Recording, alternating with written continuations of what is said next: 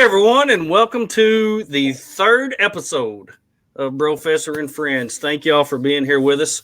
I've got a couple friends on here with me tonight that spent a little time with, either in person or on the airwaves. So we're going to talk tonight, continuing our series on Overland 101. Last week, we talked about packing and how we pack and different things like that. And we're going to continue to talk to newbies and seasoned veterans alike. And one thing I wanted to visit with, actually, I made the mistake. Last week we talked about building your rig. I had Jason Harris over here and the guys from Rover. So we had the battle of the bigs, the Land Rover versus Toyota. And, man, it was good. It was really good. Very informative.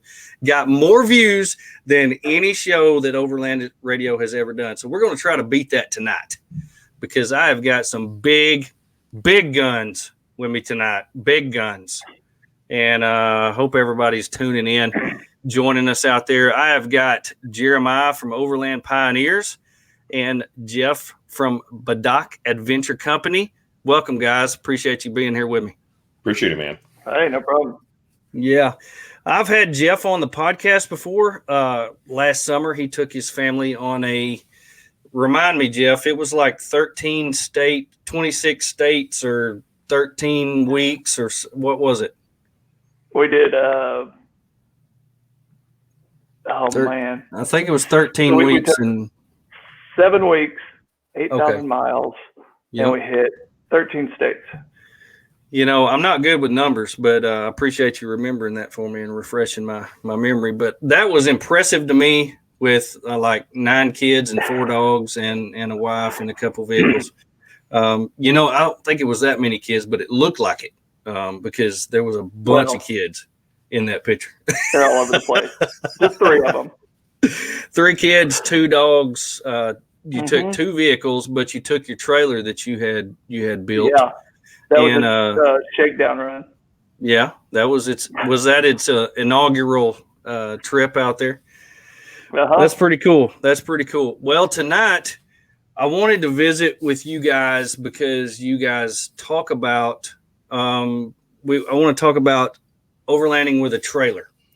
Now, I started out with just a vehicle, as most people do, and a couple years ago, actually, it was not 2019, January 2019, I went and drew on a napkin a picture of a trailer that I wanted and gave it to my buddy who is over the welding shop at the high school. And so he had his guys. I started out with a 1946 M100 trailer axle is the only thing I had. And I drew it out on a napkin and I said, I want it to look like this. I want this to be here. I want this to be here. And let me tell you, 5 months later, boom, there it was. And I've still got it, still run it. It's built like a tank. And, you know, it's not the prettiest thing in the world, but it's effective. And so I love it. And I want everybody out there to think about what it's like with a trailer. So, Jeremiah, I want to start with you. Why overland with a trailer? Well, for one, I love the idea of a base camp. For us, we started with a 2-door JK, so the room was needed. And with that, we needed a smaller trailer because the weight. We can only pull so much weight to begin with. So our first event was at the core event, Keweenaw Overland Adventure Retreat, where we met Tim from X Venture. At the time, I was planning on buying a Smitty-built Scout trailer, just because they were smaller, they were lighter, and I could pull it with my 2-door. Right. Conversation ensued, and then we started working with them later in the year, and come to find out that the trailer we pull now is all aluminum and 800 pounds bare. So, you know, we still staying small on that weight, but, you know, we added a full truck bed behind us, essentially. Right. With a big front box. So having all that extra cargo room, we moved the tent off the top of our 2-door JK on a little exoskeleton thing to the trailer. We moved our Snowmaster refrigerator from the back of our Jeep, which took up 900% of the Jeep, to the trailer. And we instantly were able to drop that stuff and go wheel everywhere, and just get out further and carry extra fuel. It has a water tank on it. So having the advantages of just a plug and play system where we can also leave it fully stocked. And when we're ready to go out and explore, I'm sure he'll say the same thing, is you can leave your bedding in it. You can leave everything in it and you just hook up and go. Yeah. You can pre-pack it and pre-plan it throughout the week and not even have to worry about, rushing to get your own vehicle packed to go somewhere. It's there. And back to the base camp thing, you just drop it and go. One of the things you said on there that is a huge advantage for people that like to run trails is you took your tent off the top of the Jeep, all that heavy weight that's on top, and you put it on the trailer, which was at your base camp. That makes a huge difference if you're in a short, jacked up vehicle. Absolutely. Center of gravity. Yeah, you lower the center of gravity instantly. So when we moved to the Gladiator, we still found that, having our back seats opened, I now have the truck bed, which I can now, I bought an electric dirt bike, which you saw everybody steal and drive around the Moore Expo from me. I can now add that to the back of the Gladiator. I can now throw extra electronics and other things in the back. I'm going to put a bed rack on there soon. So just be able to carry my 2-seat inflatable whitewater kayak and leave it inflated instead of have to deflate it every time. Mm-hmm. The trailer just leaves so much more room for activities. Excellent. Jeff, same question. Why overland with a trailer? Because I travel with the family. Hey, that's part of it, man. That's part of it. There's a lot of people out there who like you, have small children. And we started that up, right? So we started out at a Grand Cherokee, rooftop tent on top of it. Did some trips. Me and the wife and our first daughter, taking the dog along with us, Lab at that point. And that was great. But then when you think about it, if you want to take one vehicle and 3 kids and 2 dogs, where do you put everything else? It's like one vehicle, that's everyone, right? So from there, it was like, well, we need something else. I think a trailer. Let's look into a trailer. So first I had was actually a Quantum Leap ASV, real small company. It was super lightweight. I want to say it was ASV 750 or something like that. Weighed 750 pounds. Did a pop top flip over, like an open box. Had enough room to stand in it, room for all of us to sleep in. Had a huge front storage area that you could use when you weren't set up. So we used that for a while. Then I kind of decided, hey, let's try to do something where we don't have to set it up every time. Lessen the setup when you get to camp. And so that's where like Teardrop came in, right? Get to where you're going, everything's already in its space. Like you said, the fridge, you can load the fridge middle of the week, put stuff in there, go camp. Heck, when you come back, take it out of the fridge if you didn't use it. Put it back in the fridge of the house. Stuff like that. Moving into a trailer, just have that space. And of course, the base camp is, like I said, always a good solution. There's only a couple times I've come across where base camp, like wanting to go specifically Alpine Loop, right? If you want to go from Lake City over to Silverton, they want you to go around. You're not supposed to pull your trailer over the pass. Yeah, it's definitely doable. I've done it, but I was later told you're not supposed to do that. So now I don't. Heck, question down here from Adam, right? Worry about somebody stealing your trailer? We camped just out like 12 miles from Rushmore this summer. And we went out to the Badlands, went to Rushmore. We left the trailer sitting there. I was kind of concerned, but I've got the hitch lock on the wheel and tire, through the axle and the stuff.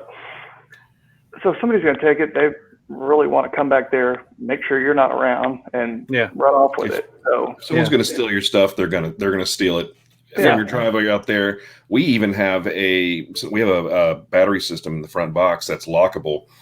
We have a car tracker. It's a $23 a month car tracker that you can turn on and off the subscription. It's like the Garmin InReach Mini. You can turn off when you're not going on a trip for that month, turn off the subscription, turn back on.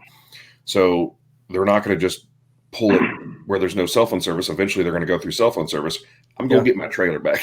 We have the pitch and roll, I guess, is it the pitch and roll? Lock and roll. Thank you. 360-degree hitch, and not many people have that. And to be able to pull that trailer, you have to have that set up.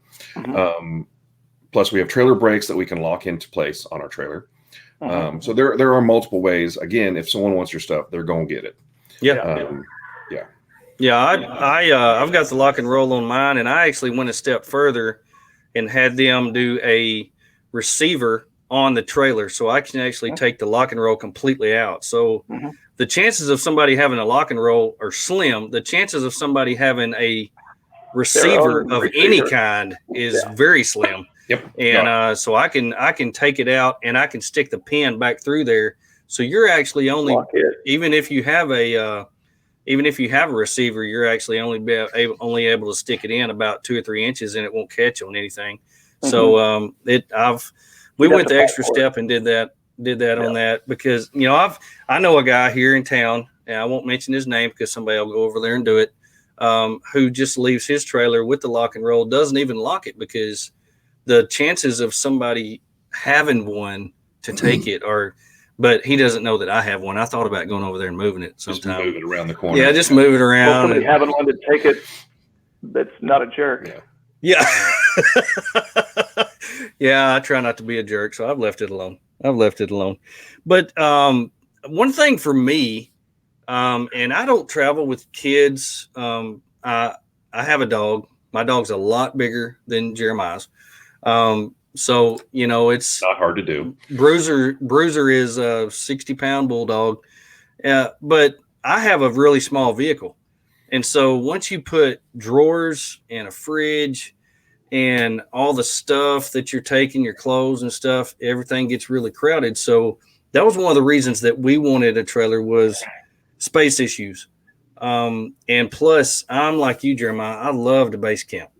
And, when we went out to the Silverton area, Ouray area, we camped at Ironton Park, which that's funny they call it a park because it's just open field.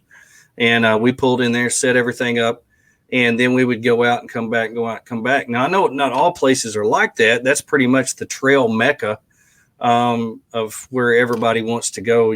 That's where Black Bear Pass is, and Imogene Pass, and California Pass, and you name all the passes, they're pretty much there. But we never one time worried about anybody coming and stealing our stuff. It's almost like people have a little bit of respect. Now, I know that some places that you go, there's always turds in every crowd. Always going to have it, man. And you've got to, you don't want to leave your Yeti cooler sitting out where people can see that it's out there. You don't want to leave, your hitch unlocked or your brakes unlocked, or those easy opportunities. Yeah, you don't want to make it easy for anybody, but still, if they see a campsite over there, they've got to have the guts to walk up to that campsite and see if anybody's there, and then try to have the know-how of packing up a rooftop tent and packing up an awning that's got zippered walls on it and doing all that. And let me tell you, that takes time. And if they want it that bad, hey, more power to you, bro. More power to I also like the fact that, our trailer, we're typically the only one in our group that has a trailer with us. So inherently it becomes a community spot. It becomes a gathering spot. We work with a brewery, so we luckily enough we get to bring along quite a bit of beer with us on these trips. So we're visited often by friends. Beer buys friendship. I promise you, it does every time. Hey, well done, sir. But yeah, so I like that it's a community spot. I like that we can set up the awning. We can set up the awning walls. We can put a propane fire pit underneath our awning, and it's like 70 degrees in the winter. It's wonderful. So I like that. It's it brings all our people together. Yeah. I also like the idea that it gives you versatility in planning. When we had our vehicle, and everything was attached to the vehicle. So you've got a rooftop tent, you've got awning, you've got walls, you've got all your kitchen stuff. If you set your vehicle up like we did on the beach down in Texas one time, once you set up, you don't want to leave. You're not going anywhere. And we ran out of water, because that was our first time camping at the beach, and we almost always camp beside water, but this was salt water, and dumb me, I never thought about that. And Bruiser was hot. He drank all of our water. And so we actually had to get some people that were next to us. I paid them to go to the grocery store to bring us back a case of water. And so it gives you, I told my wife on the way home, we've got to have a trailer if we do this again, because I don't want to be stuck somewhere, and I don't want to have to depend on somebody else if we run out of something or if something happens. If one of us got hurt or wandered out and got stung by a jellyfish or bit by a shark, it would have taken me an hour just to be able to get my rig ready to go to take somebody to the hospital. And so it was one of those things where we had that discussion on the way home. A trailer would let us have that base camp where the vehicle is free. And it just gives you so much versatility in your planning and what you can do, as opposed to having everything attached to your vehicle. Completely. Now, I have done both kinds of trips. Last summer, my high school baseball coach actually hired me to pull his fishing boat out to Gunnison. And so I wasn't able to pull my trailer out there. And my wife flew into Denver. I had 7 days to make it from Gunnison to Denver. So I camped along the National Forest and made it up to Denver and picked her up. And then I had 7 more days that we could spend out in the National Forest. So we drove, set up camp, packed up camp, drove, set up camp, packed up camp, drove, set up camp, packed up camp.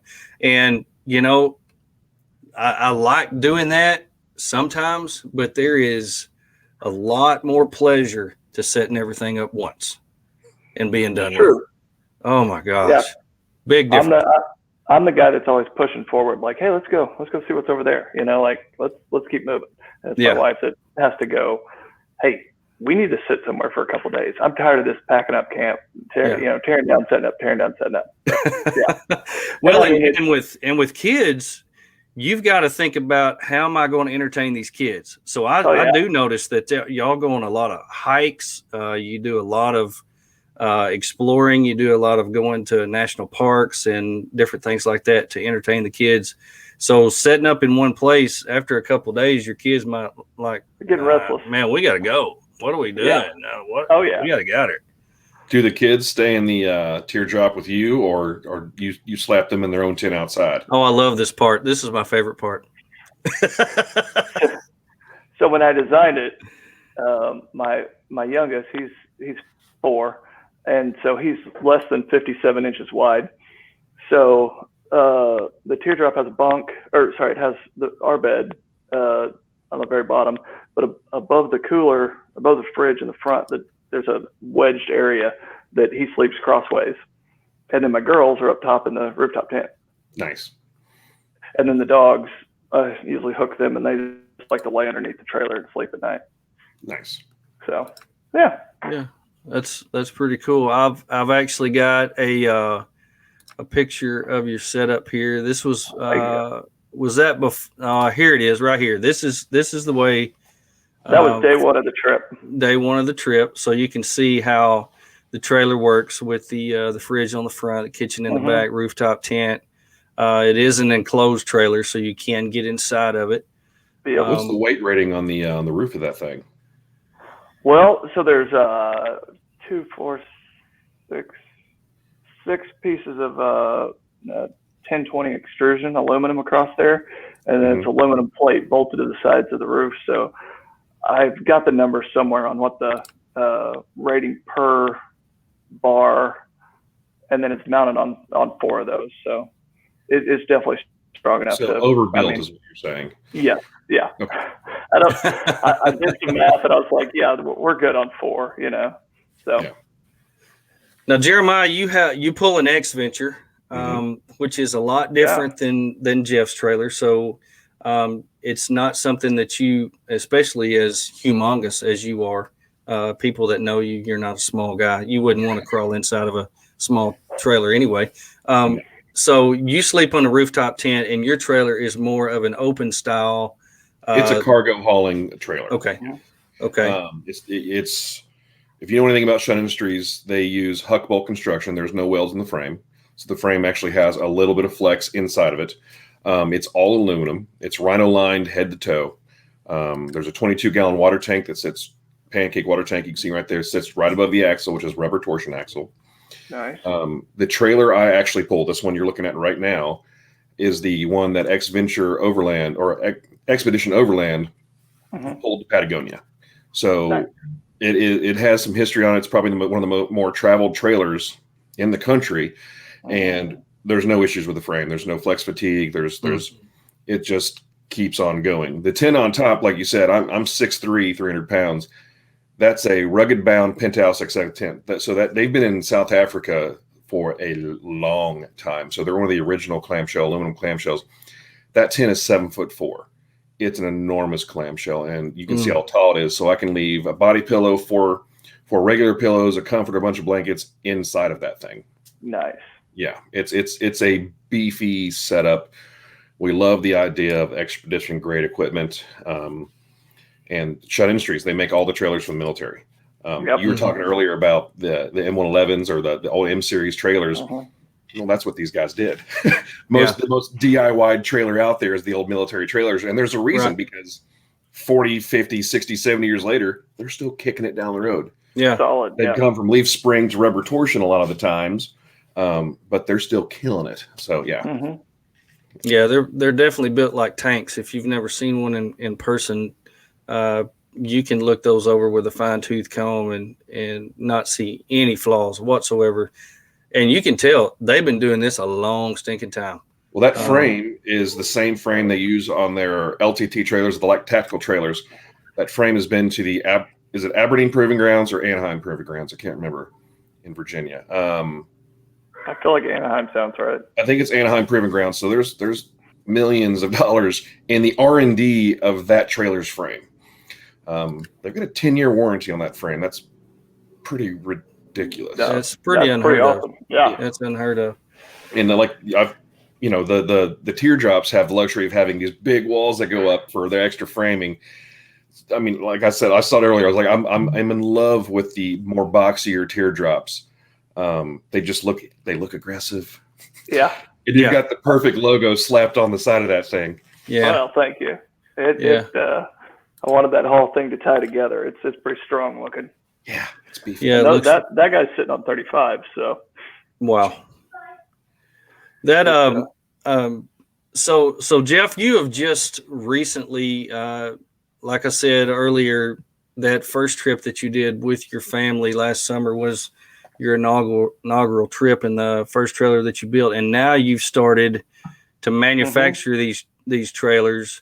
Yep. And I know you've got like a sweatshop back there in your garage where you have 100 people putting these together, and you're probably putting out 20 a week. So, of course, is that how it's going? Well, spinning things up always takes a little time, but I've got 2 more in process. The one you see there, the one I built last year, and we're moving forward. So that's cool. There'll be 4 out there before you know it, and I'm working on. I've got 2 other designs that I want to build out. One with a side kitchen, but this body style, like my first one, and another one that's a super shorty, which would remove the front tongue slide or the front storage box with the fridge slide in it, and actually only be 8 feet long, but still retain the same rear kitchen. And that way, I think we can get her down in the 1,200 pound range, hopefully, and lower that tongue weight also. But we're still only sitting at like 1630 with like 200 pounds of tongue weight. So Cool. I feel like it's a pretty good balance for as much as is there, you know. How many inches of clearance is on that thing? It's got close. I think it's 20. Good Goodness Lord. gracious. It's pretty ridiculous. Now, Well, Jeremiah and I, before the show, before you came on, Jeff, we're talking about axles and suspension. So what axle suspension do you use on yours? Well, you know, I went back and forth. We you know, talked torsion, we talked timbering. I've, you know, we went leaf springs. We're Leafs, 3,500 pound, 10-inch electric brakes. Ended up going 2,500 pound leaf spring to keep the thing from beating the crap out of itself. Right? It rides tracks real nice down the road. Thing I like about it though is that if anything did happen while you're out on the trail, anywhere in the U.S., anywhere in the world, yes, and you could go to any whatever auto parts or tractor supply or whatever, and find you replacement parts. If a timbering or a you know, torsion, if a torsion fails, especially in that bar, you know, you're bolting that thing back down, trying to make it home, you know? Yeah. So, and that's the way it was exactly explained to me. If a rubber torsion fails, the rubber at least stays inside so you can get back to somewhere. Yeah. But at least with, you know, you can it's 13 times more expensive for rubber torsion axle. If it fails, it stays inside. You can still get back. With the leaf spring, you can do a weld off of a battery if you needed to. I mean, it's all right there. Yeah. Beefy. So Jeremiah, share. Did you write down all that stuff that you looked up on what trailers use? Which switch ones? over real quick. So yeah, the X-Venture runs rubber torsion axle. I looked up Turtleback. They're running. Sorry if I went dark quick. They're running the Icon adjustable independent trailing arm suspension, which is pretty unique to them because it's a straight up and down, I believe, suspension, and it looks beef. The Patriot campers, they're pretty pricey campers, so you can get an air or a coil option from them, and they have something called the innovative X Cruise independent suspension system, and it looks. It sounds complicated. It sounds complicated, but I do believe it's like adjustable. A crossover? I believe it's a crossover. So there are shocks, and you can with the shocks you can have a spring, or you can have the airbags from what it looks like on their website. And then another one go ahead. I remember seeing on several of their videos because I had done quite of extensive research on the X3 when it came out because that looked like something that I just had to have, and it was so cool to me that there was a button on the side where you could level it. You could just push it and it'd go up, push it, it'd go down, or each side. So I'm sure that was. Man, have you priced a stinking brooder? Holy cow! It self levels also. Yeah. Well, I'm sure it does for $130,000. It should. Well, I think there is. Cook me dinner too. I think there's 4 types of trailers. There's the DIY, which range anything from going to grab a trailer from Home Depot and building it from there to the the old military reclaims. There's the cargo trailers like X-Venture, HEO, Highland Expedition Outfitters, those kind of guys. There's the more luxury like Black Series. Well, I would put those in the category as camper teardrop. Yeah, but I was thinking more of like the Patriot and the Turtlebacks because they're, you know, they only have one fridge that fits in that one spot they've designed. There's only a certain amount of cargo space for each area. It's not an open cargo system. And then the teardrops on those are the extremes, like the Brooder. The other Conquerors the Conquerors, those guys. But between the teardrops and the homemade cargos are the only ones that can really take off grid. One for size, so your size alone. Your teardrop can go about damn near anywhere, probably further than your vehicle could go. It's got more ground clearance. My trailer has it's 20 inches of ground clearance. It can go further than mine can. So you're more limited by your Jeep than you are the trailer. Yeah.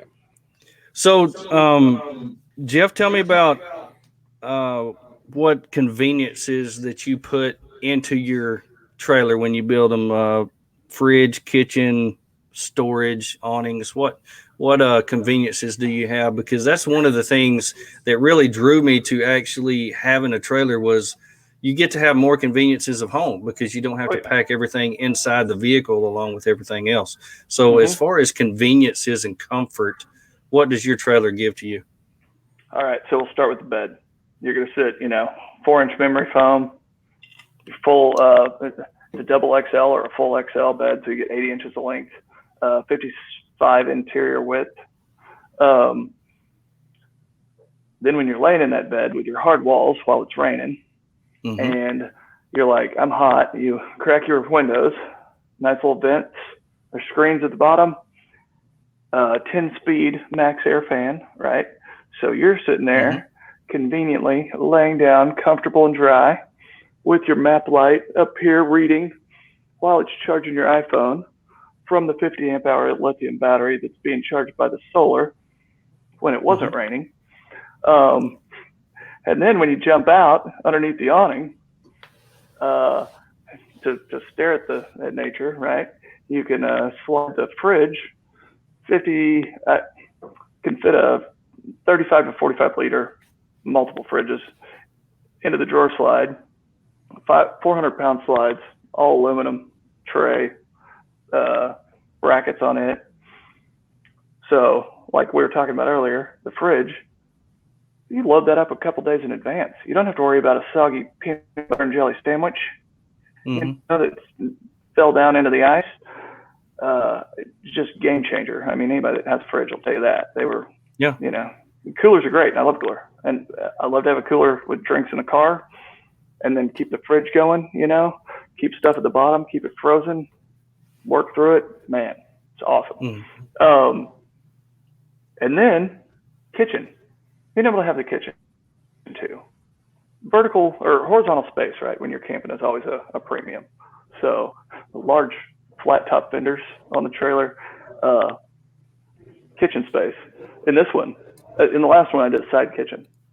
In this model, stainless steel countertop, full length of the cross with slide out stove on a double slide to give you some of that more space. My wife loves to cook while we're out. So like giving her the cabinet storage space for everything in the kitchen was just one of those things that had to be done. So, it's not setting up a table, making sure it's level, setting everything on it, not having a drawer to put a knife in or whatever. You got everything right there.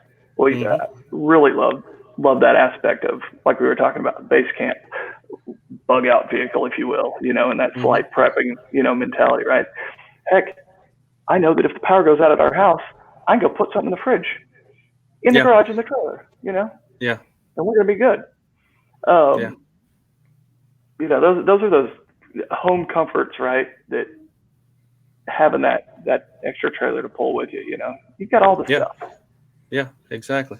Jeremiah, what about yours? What comforts do you have? Well, like I said earlier, the 22-gallon water tank that we have it's got a RV. I can't remember the type of pump, but it's the one that has just the pressure valve in it, so it's not loud. RV pump for the water. In the front box stores the instant propane water heater. So we have in that front box, we also have a battery system with the new Red Arc BCDC 1225, which controls solar and DC to DC charging from the front. You can kind of see that big white cable stretching forward. We ran an independent line from the main battery back, which is a 6-gauge wire, so there's no line loss or overheating. With the Anderson? Is that Yes. Yes. Okay. And then we also have the ZAMP solar panels up there, which we have 2 100-watt panels. And then when there's a shore power plug on there when we're home and around it, like you said, I just need my fridge full of beer and have it plugged in. So it's just always running, because a lot of times we have friends over just to hang out in the garage next to the trailer, and there's the beer. We work with Rugged Bound, so we have their Penthouse XL tent, which is just huge. And then their 270 awning, which is the original 270 awning out of South Africa. So this is, when you hear all these other companies say, oh, it's a game changer awning, the new game changer awning. Well, this has been the whole game for years. Theo from Rugged Bound is just starting importing these guys over the last year and a half. It's 120 square foot, and then you can put the wall kit on it. So each section of the wall kit is symmetrical, so you can put a door anywhere, you can put a window anywhere. It's just other than that, we run the Snowmaster fridge. We have to run the LP series, the low profile series, which is truck bed height because it has to be underneath 18 inches. So we run their LP series. The reason we run Snowmaster is like when I first got into overlanding, I was looking up fridges because like, man, I really want a fridge because I hate we're dealing with the ice and like you said earlier, soggy stuff. And there was a guy in South America who had one on the back of his Toyota truck flatbed. It was covered completely in mud, looked like it was destroyed, and had been running in 120 degree heat for 5 years or so. He says, no issues. I was like, well, done. Other than that, like you said, we've got I think 2.5 inch or 3 inch memory foam mattress. I'd have to look it up to confirm. And the best investment, especially for the wife, is an Amazon like $20. They're heating pads for your seats, 12-volt heating pads about this big. Yep. And I steal it when she's not with me. And you just, if you put it on, if your center is warm, your core is warm, you're warm. And laying on that thing, man, I sleep better in that tent than I do at home with that heating pad underneath me. After our trip last summer, I'll tell you what, we came home, we were like, we got to get a new bed. Like, we slept better in that teardrop over those 7 weeks than when we got home. We were like, what the heck is going on? Yeah, I sleep so good there. I'll tell you a trick, though, not heating pad, electric-wise. I read somewhere one time about just getting hot water bottles, right? Yeah. The old-style floppy ones. My children love it. I heat up a hot water bottle for each of them, at night, throw it in the sleeping bag if it's a cold night, right? Nice. And they will sleep with those, and they have just been super happy and warm. And cool. The only other favorite toy of mine recently is that electric dirt bike, man. That's incredible. It's a blast. So we have we just put the Red Arc Red Vision system in the backs underneath the back seat of the Gladiator with a 100 amp hour battery. And off our inverter, we can charge that thing on the go, which is nice because we probably get, with my big self on it, like 30, 40 miles of just playing around town. So once we get a base camp, go out and play a little while and come back. It's fun. Yeah, we've talked about getting some electric fat tire bicycles, because, man, when you can take stuff like that and just get away, and you're still out in the elements, you're still outside. And so you're not driving in the car. It gives you a whole nother avenue whereby you can enjoy where you are. So I think that's pretty cool. Go ahead. I was gonna say I've got an old GoPed Bigfoot, GoPed. Yes, and I got to rework it to get her going again. But I that's one I'm like, I want to take that thing because it folds up pretty small and put it with us when we go camping and be able to run around, Yeah, I have to take the battery out of that thing. It's 110 pounds with the battery in it. So you can pull the battery, which is most of the stupid weight on that thing, and you can pick it up like a bicycle and just set it on a rack, which is nice. Mount it on the rack, Yeah, but again, having the truck bed now, it's so nice because I used to have it on the back of the trailer. I'd have to pull it off the trailer to open the swing away door or put the awning out. I'm spoiled. Well, I left my trailer completely open, and I use Pelican cases to store what I need to store in there. We take rugs and different things like that. But I keep my fridge in my vehicle, so I have it at all times. But I do have a dual battery system on the trailer. So if for some reason it starts pulling my battery down in my vehicle, I can hook it up to my trailer, and that way it can run off my trailer. So I have that option. I set up the rear of my trailer a lot like the turtlebacks. Buddy of mine bought a turtleback, took it to Rendezvous. I got to camp beside him, got to see one in person for the very first time. And the way that the turtlebacks open up at the very back and everything folds down and the kitchen pulls out, I really love that setup. So I had them do a dual swing out door on mine with double fold down tables. And so I had a kitchen on the back. So I was able to do that. We're waiting on a rooftop tent for it right now. I actually took it back to the shop back in November and had them build me a platform because we were hauling kayaks and different things like that because I wanted it as versatile as possible. We're going to lose a little bit of that with the rooftop tent, but we'll still be able to haul it on a different vehicle. We do have the 270 awning with the walls.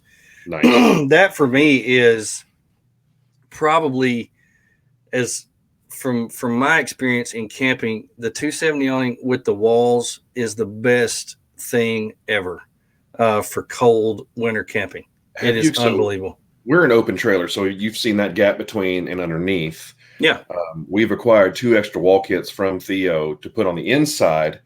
Have you noticed, since you have an open pretty much trailer as well for storage, have you noticed that you lose a lot of your heat from in there? You do. Yeah. I think putting adding those kits on just to make sure we're fully enclosed. I like the teardrop because it is, once you have the awning out, you're pretty much enclosed. You're done. Full walls, Yeah. I think when we get the rooftop tent and then we're able to put the annex on, that will enclose another side, and the only thing that we'll actually have open on ours will be the front. Nice. And so it'll be a lot better. But let me tell you, I camped with Kelly after he bought his turtleback, and we did a winter camp up above Birds up in the mountains, and we had a Dutch oven cooking competition up there. I think it was like December 27th, 28th, 29th. And it was snowing and sleeting. It was 15 degrees. And I walked inside of his area, and he had on shorts and a T-shirt. And he was cooking homemade chicken fried steaks. And I was like, this ain't even fair. I mean, we're out there just freezing ourselves to death. And he had a little propane heater going in there, or propane fire pit. And I mean, it was comfy. I mean, it was unbelievable. So that awning with the walls is just, oh my gosh, there's a luchador. Yes. Nacho I Libre. love it. See what's going on. Right, thanks for coming on, buddy. You're making an appearance. We're going to make the one thing that I don't have is a galley. And so the next X Venture I get will have their new slide out galley, just because with their system, when you pull it out, a little switch activates and they're in some propane ready to go. So we are missing that aspect. We're lazy. So during the day, we try to find every out of the wall diner we can, every hole in the wall, the smallest place we can. But when we get to camp night, we're like, crap. So we typically rehydrate meals. Yeah, I said it, people. Don't you judge me. I know overlanding is more about food and beer as it is the travel. So whatever makes you happy. Whatever makes me easier to get to the beers first. Exactly. If that's the whole reason you go to the woods, that's fine. Use it. Yeah, if we had the galley, we would use it. So yeah. So what, Jeremiah? What's actually in the enclosed part of your trailer? What do you keep in there on a normal trip? Our chairs are fold out, our camp chairs. 1 or 2 propane tanks to 20 pounders, because we run the propane fire pit, and you get about 2 good nights of hanging out. Two nights on one 20 pound tank. We have the couple Zarges cases, the big ones. So that's where I store the propane fire pit. I store my awning wall kit in there. All the extras for the back, food, and then just whatever random stuff we have else in there. Usually an electric chainsaw. The DeWalt electric chainsaw has been one of the coolest buys recently. It gets about 90. They say 90 cuts. You're looking at about 60 cuts, but even then, 60 good cuts from an electric chainsaw. That's pretty good. Done, and I can charge it off the battery system. Exactly. Oh my gosh, yes. Pull that other picture up. I can't. There's every different time. It's different. Does have a side bolt-on countertop thing, or clip-on countertop? I swear I've seen that on the X Venture. Go to there it is. So that the door that swings out has a fold-up table. And it's got a Truxedo roll top on it. So that it's a lockable, weight-bearing roll top on that. It holds up to 400 pounds, so we can store stuff there. I've never stored anything up there. But other than that, man, what do you need? We have quite a bit of room. I'm okay. You go back in there. Check on Dad. Make sure he's okay. You can wear it if you want. The step sides, the fender wells on the sides, we use those as tables too. I mean, it's and they're weight bearing. So I don't bring a ladder to get up into my tent. We just hop on the side and step on up. That was one thing that was important to me in building teardrop I've done, like those are full 12 gauge welded fenders that are bolted into the body of the box, side steps, because you get these trailers that, manufactured whatever, that it's like not a step. You're like, well, how am I gonna get up there? You know, like I need all of that flat space in it to be solid. And we haul other things like our recovery, an extra recovery kit back there in case we need to be pulled backwards from the trailer, max tracks, a set of tracks for the trailer. And that takes a lot of the room, man. We find a way to fill it up. Oh, I'm my sure. suitcase typically goes back there, so the back of the Jeep is all her. That's her domain. I give it to her so she can do whatever she wants back there, store whatever she wants, because, why do you need 16 suitcases for a trip? Okay. Oh, my wife's listening to this. Oh, my God. I give my wife one wolf pack, and I say, okay, everything you take has got to fit in here. Whether we're going for 2 nights or 20 nights, everything you take has have to fit in here. And she says, you just don't understand how hard this is. You just don't understand. This is so hard. What? I just don't understand. Look, here she is. Yeah, she's on there. She's up there. So, it's hard. It's harder for them. And, we just got in some new toiletry rolls and some different things from Step 22 yesterday. I'm really excited. The fold-up toilet. Yes, the fold-up toilet. Fold-up toilet. Oh, got to have a toilet. And what about and this is something that the women really really need and they really talk about a lot, but it's rarely talked about anywhere because I guess it's a sensitive issue. But what do you do to give your females some privacy? Because they got to have that space. When we take the iCamper, we've got the annex. She wants the annex put up because that's the privacy place. That's where she can get dressed or go use our little fold-out toilet or something like that. We also have a little pop-up thing that I absolutely hate because it's of the devil, and folding it back up or getting it whatever back up. Honestly, it's getting comfortable pooping in the woods, and that's true. The whole thing. A trowel, a pack of wet wipes, just like disintegratable wet wipe, and there were some really good organic ones made from like fiber. I am nervous for you, Jeremy. I watch you. Yeah. Thanks, Brian. So for us to get comfortable with that and say, take a walk. Otherwise it's the little three-leg fold-out Amazon tent. We have the tent. We've used it once and left it at home because you can always take a walk further away from camp if you need to. So and like I said, during the day we try to find little hole-in-the-wall spots. Just being proficient about timing yourself. I know it ain't the easiest, but trying. Yeah, for sure. And if you are going to go dig a hole in the woods, I hate seeing people's toilet paper. Dig a deep hole. Dig a hole completely up. If you dig a hole, stay away from water. Go dig a hole beforehand. Exactly. Pre-dig your hole. That's pre-dig the hole. Coming back. And I mean, I go with the full. I guess it's a knockoff beaver. Crazy beaver shovel. It's the same size, has the forks, has a whatever on the end. I call it my murder spork. Yeah. My son, I don't even think knew what a shovel was. He just calls it a murder spork. One of my favorite hashtags is pooping in beautiful places. Yes. I love it. Where you're pooping from and see, share that. Oh my gosh. So pack out what you would pack out. Paper products if you can. So last June, Michael and Lee invited me to go on their trip to the Enchanted Rockies Trail, and the last place that we camped was one of the most beautiful places I've ever seen. We actually found it by accident, and it was a beautiful open field. You could see it was on the edge of a mountain. You could see forever.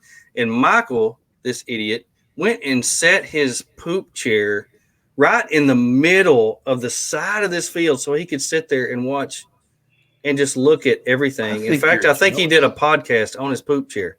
And I'm like, don't be mad. I was like, dude, you're just like ruining all the scenery for the rest of us. Go poop somewhere else. He just has no dignity, I guess, whatever. But I'm sorry, I might do the same thing. I know you would. I know you would. Now, I've recently acquired from Adam, who commented on here earlier, one of the fold out. It's a 23-0, the shower. Quick pitch. Yeah, it's like the quick pitch in suite. I think they all call them in suites. Yeah. Okay. That's going to be a complete game changer for us because they built it where all it does is fold out and it's got a little stand that goes down. We could pop that thing out in 30 seconds and we'll have it. Is your wall kit rot proof? Is my wall kit Your rot wall kit proof? for your 270 awning? Can you not set up the shower underneath? Or your poop station underneath your. I know you have. I think so. It's possible. Now we and if it needs to be under a cover, I'm sure we could put it under the cover. But they actually, it's an ingenious idea that I came up with. If I want to toot my own whistle, but they made it where it fits right on the front of the trailer, so it mounts right above the spare tire. It swings out, and then it can extend for 8 feet. So we can get it as far away from the trailer as it will allow, and then it has its own stand, and then we swing it out. So I can get it almost 10 feet from the trailer with it still attached to the trailer. Yeah. So one really cool product that they of course have patented is the people are horrible. Yes, they are. Cindy. That's correct. Yes. What I saw is from the Patriot Campers, their awning that mounts at the side. It's not a huge awning. It's probably, I think it's just straight out. Is it a 180 or what is that? Whatever that is called. 180, but you get both sides, right? No, this one's just straight out. But when you get there, you release 2 shocks and it raises up one side and comes up the other. Seen that? It's amazing. Comes up, genius. So that's another great idea for that shower. That shower kit, they will just swing away and go away. That's awesome. Yeah. I've really looked at that, and they really should sell that to people because the way that all you have to do is just push up on it and it lifts up and locks. That's ingenious. Yep. It's ingenious because people do not build tall off-road trailers, and so that is a ingenious idea that they could market. Well, if you saw my trailer at Moore, I have to duck to get underneath it. It's not a tall trailer. It's inherently you want to keep the center of gravity low. Right. So putting a 55-pound, 104-inch long awning 3 feet above your rooftop tent just to mount there, no, you have to. So you give and take with everything. The XV2, which is the larger version of the Xventure trailer, actually the whole top does move up, so you do have the extra clearance. It's on gas struts. The XV3, since it is a smaller trailer, they design everything perfectly, so its center of gravity is where it is. So it's a little bit lower. I'm 6'3". I have to duck just a little bit. But I still love it. Yeah. When you guys plan your trips, do you think about pulling the trailer? Does it limit you where you can go? No. You have 2 completely different styles of trailers. So Jeff, you mentioned earlier you're not really supposed to pull it over a pass. So mine's done Alpine Loop twice, or my old one did. And then one year I was going from Lake City to Silverton and actually got pulled over. I got a picture of it. I'll have to post up because my buddy was behind me, and this dude in a Wrangler came running up behind us on the trail with lights on. I'm like, what is going on? He's like, where are you going? I was like, Silverton, over engineer. He was like, not with that, you're not. I was like, what? And so that was one time it limited us, and now I've thought about routes in that case, right? Because we wanted to stay in Silverton a couple nights, then we wanted to stay over other side of Ouray, Lake City, other side of Silverton up to Ouray. And he made us turn around, and I had to go all the way up and around to Montrose, Ridgeway, Montrose, back down. That's a long ways. Killed my whole day, and by the time we got into town, we were fighting for a camp spot. So I've come down a couple double tracks, and they're kind of slim. I've only had to, I think, disconnect. So you just disconnect the trailer, lock one trailer brake, flip it around, go turn around, come back and rehook. It's a 5 to 7 minute long ordeal. That's it, especially with these smaller trailers. So no, if you try to plan to avoid those type things, then you won't find anywhere badass out of the way. So no, I don't avoid trails. I just try. I plan for destinations. I don't plan for for how to get there. Okay. Of course, I'll predetermine my routes and at least a bypass if needed. But no, we shoot for destinations, not even trying to think, do I need to worry about if the trailer will make it there? Because if my truck will make it there, my trailer will make it there. Yeah, Lee told us he went back with a group of Opus owners, and the Opuses are completely different than what the two of you have. So they're a lot bigger, a lot wider, a lot heavier. And they were going up from Great Sand Dunes north on the Enchanted Rockies Trail. And he got stopped by one of the forest rangers, I guess is what it was. And he didn't tell them that they couldn't, but he highly discouraged it because one of the guys had the full Opus, the big one that's already blowed up. And, he said, I wouldn't go up there if I were you. And Lee said, well, if you don't mind, we're going to try it. So they did, and they made it okay. But, they were dead set on this is the way we're going. And, if there's no law or rule against it, then we're just going to continue on. And, they ended up making it. Now, I know a lot of the out west, the trails out west are a lot wider than they are where I live. So if you get east of New Mexico, Colorado, if you get east of Kansas, you come into Arkansas, the trails get really narrow. And there's no possible way that you're pulling a full-size Opus trailer down the Ozarks. I mean, it just ain't happening. If you take the Ozarks and then add that to the Appalachian Mountains, that's what you get over here. Yeah, so, I'm sure. Yeah. Pencil-thin trails with trees, rocks, and mud, not wide-open trails like the West has or the mountains. Yeah. Each presents its own challenges. But yeah, man, it's you have to get skinny real quick. Yeah, I've had several conversations on social media with guys out west about what limb risers are. They don't have them out there. They don't know what they are, and they said take them off before you come out here because we'll make fun of you. Do they have trees? I don't even know. They don't have trees. Okay. When you get up high, there sure ain't no trees. Yeah. Well, and I tried to explain to the guy, in the wintertime it's not that bad, but when everything starts turning green, all the leaves start doing this. And they just lean over on you, and you got to get them out of the way so you can see where you're going. But I try not to limit myself where I want to go because that's part of it. That's part of the adventure part of it. Now, I don't want to get to where I have to turn around, because that is a pain. It is a pain, especially backtracking. But that's why researching where you're going and asking questions, putting it out there, and knowing as much about the route that you're going to go on before you go really helps, because you don't want to be an idiot. You want to be smart about it. Now, Jeremiah's looking at me like... No, I was just going to say, you mentioned your bicycle earlier. Ride your bike on the trail if you're not too sure. Yeah, I was just going to say, I've walked some spots before, pulling the trailer going, I'm going to walk this real quick, just to make sure we're solid. If you're not in a national park or anywhere near you can't fly a drone, pop a drone up. Yeah. I've scouted a ton of trail by just popping the drone up and taking it down a little ways. That's a good idea. Just make sure you know where you're flying legally or illegally. Right. Yeah. Very good.